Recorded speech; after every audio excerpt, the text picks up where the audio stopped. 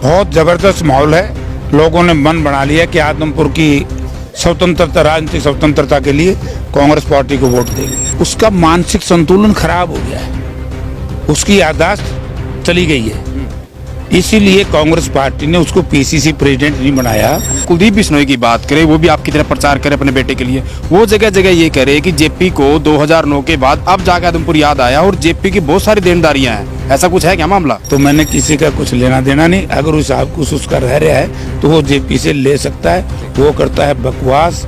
अगर मैं उस पर ये बात कह दूं फिर मैं गलत बात बोल दूंगा, फिर तुम भी चूचू करोगे, वो भी चूचू कराएगा। गांव वाले ये भी करें, लगातार चर्चाएं हैं इस तरह की कि जेपी की कहीं ना कहीं ना दुष्यंत चौटाला से सेटिंग हो चुकी है और जेजेपी और यानी कि दुष्यंत चौटाला इस चुनाव में जेपी का समर्थन कर रहे हैं। ऐसी कोई बातचीत हो चुकी है? ऐसा कुछ है क्या? गढ़ कहाँ रहा है? तो जमानत जब्त हुई थी विजेंद्र के मुकाबले में, फिर था मैंने गढ़ को। विधानसभा की बात करें तो विधायक बाई डिफॉल्ट जीत गया। 2009 में पाड़ा का हाथ बड़ा मुश्किल आया था, हरीफ का रगड़ देंगे। अब कह रहे हैं उनकी यादाश्त जीरो, वो तो ना पूरी स्लिप बना के घूम रहे हैं कि हलवाई के पैसे देने हैं, एक टेंट वाले के पैसे देने हैं, गांव गांव में जाके बात कह रहे हैं। कुलदीप बिश्नोई के ऊपर इलाके की जनता विश्वास, उसके घर वाले विश्वास नहीं करते, उसका भाई विश्वास नहीं करता, उसकी बात पर क्यों लोग विश्वास करेगा? वो तो कल को पता नहीं क्या क्या कहेगा। जिस आदमी को इतनी भी अकल नहीं है वो तो उनका 2,000 के नोट बांटे। क्यों बांटूंगा मैं नोट? हमारा नोट ही नहीं, नोट तो उनका है और ना 2,000 के नोट थे। हाँ, तो फिर झूठ क्यों बोल रहे हो? तेने उससे पूछना चाहिए, तरह झूठे आदमी तारे कीड़े पड़ेंगे। नमस्कार, बिंदास हरियाणा की चुनावी यात्रा में हमारे साथ कांग्रेस के उम्मीदवार जयप्रकाश साहण उर्फ जेपी जी हैं। जेपी जी, आप काफी दिन से लगातार यहाँ प्रचार कर रहे हैं और बहुत सारे गांव में जा भी चुके हैं। किस तरह का माहौल लग रहा है आदमपुर में? बहुत जबरदस्त माहौल है। लोगों ने मन बना लिया कि आदमपुर की स्वतंत्रता, राजनीतिक स्वतंत्रता के लिए कांग्रेस पार्टी को वोट देंगे। आप बार बार, मैंने आपका भी भाषण सुना, आप जहाँ जहाँ जा रहे हैं ये कह रहे हैं कि भाई आदमपुर वालों, तुम्हें मैं भजनलाल परिवार से कहीं ना कहीं स्वतंत्र कराऊंगा। लेकिन वहीं अगर कुलदीप बिश्नोई की बात करें, वो भी आपकी तरह प्रचार करे अपने बेटे के लिए, वो जगह जगह ये कह रहे हैं कि जेपी को 2009 के बाद अब जाकर आदमपुर याद आया और जेपी की बहुत सारी देनदारियां हैं। ऐसा कुछ है क्या मामला? उसका मानसिक संतुलन खराब हो गया है, उसकी याददाश्त चली गई है, इसीलिए कांग्रेस पार्टी ने उसको पीसीसी प्रेसिडेंट नहीं बनाया। क्योंकि जिसकी याददाश्त ना हो, जिसका मानसिक संतुलन ठीक ना हो, एक राष्ट्रीय पार्टी उसको कैसे बना देगी? उससे मैं एक प्रश्न पूछता हूँ और आप जाकर के पूछ लेना कि 2011 में तो मैंने यहाँ से चुनाव लड़ा था, मैं 2009 में यहाँ से कहाँ चला गया? नंबर 2 बात, 2010 में बहुत बड़ी रैली की थी, बड़ी भयंकर बारिश के अंदर। इस इलाके में जो विकास कार्य किए हैं वो हमने किए। खड़ी रैली है कि नहीं याद? अब जब उसकी याददाश्त जीरो है, इसलिए तो नाश हो आदमपुर का। आप कह रहे हैं उनकी याददाश्त जीरो, वो तो ना पूरी स्लिप बना के घूम रहे हैं कि हलवाई के पैसे देने हैं, एक टेंट वाले के पैसे देने हैं, गांव गांव में जाके बात कह रहे हैं।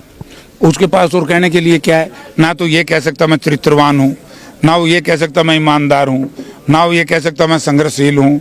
क्या इस तरह की प्रवृत्ति के लोग इस तरह की बात करेंगे तो मैंने किसी का कुछ लेना देना नहीं। अगर उस साहब कुछ उसका रह रहा है तो वो जेपी से ले सकता है, वो करता है बकवास।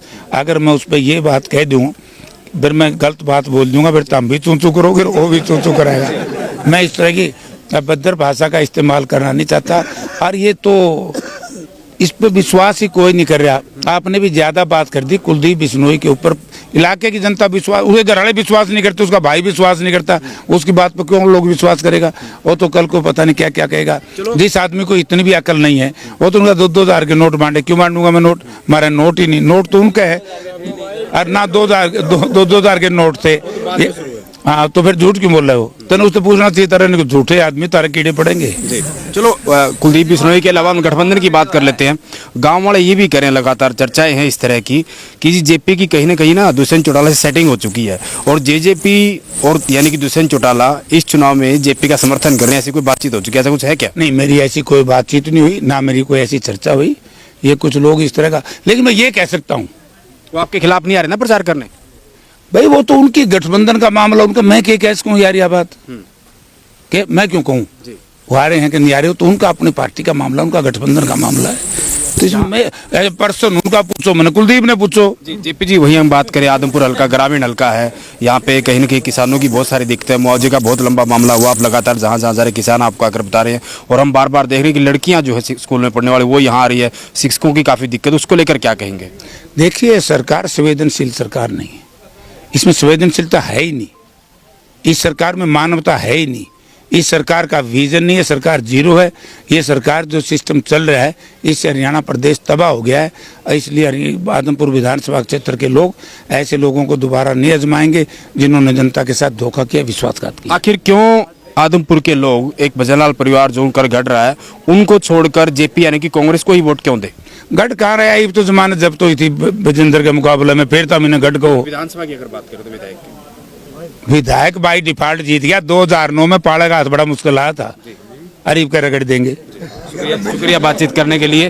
तो ये थे जयप्रकाश साणु और जेपी, जिनका साफ तौर पर कहना है कि 2009 में जो मामूली जो इनकी कहीं ना कहीं मार्जिन रह गया था हार जीत का, इस बार जो है आदमपुर की जनता हर हाल में जयप्रकाश साणु और जेपी को जिताकर भेजेगी। हालांकि देखने वाला समय होगा और नतीजा ही बताएगा आदमपुर का कि यहाँ की जनता किसको अपना विधायक चुनकर जो है वो चंडीगढ़ भेजने का काम करेगी। वीडियो जर्नलिस्ट विकास कुमार के साथ सुरेंद्र नैन, बिंदास हरियाणा।